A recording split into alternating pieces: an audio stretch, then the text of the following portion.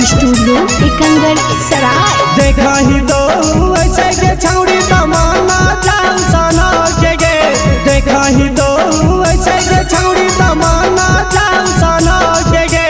काका हम सोचे लगली तोरा बारे में हम गे, काका हम सोचे लगली तोरा बारे में हम गे।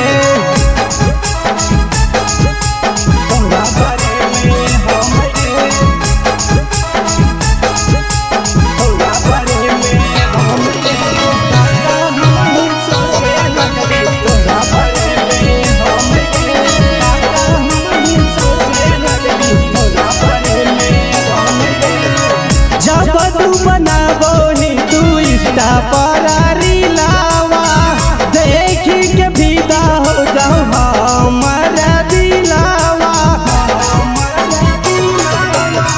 जब तू बनाबोही तू इंस्टा पर रीलावा, देखी के फिदा हो जाओ हमारा दिलावा।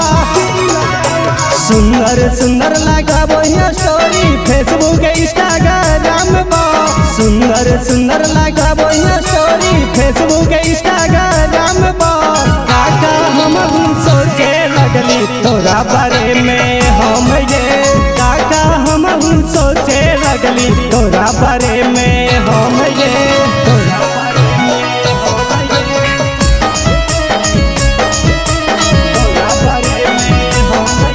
इसका रिकॉर्डिंग स्टूडियो एकंगर सराय। धड़कन दिलावा के कैसे समझाई, सोनी बेदारा दिल के कैसे हम मनाई।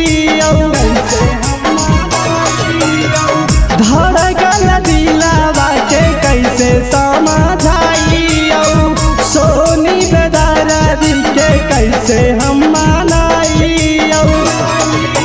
बेनोही जींस पला जोगे छौड़ी ता दिलवा जाऊ धड़क गे, बेनोही जींस पला जोगे छौड़ी ता दिलवा जाऊ धड़क गे।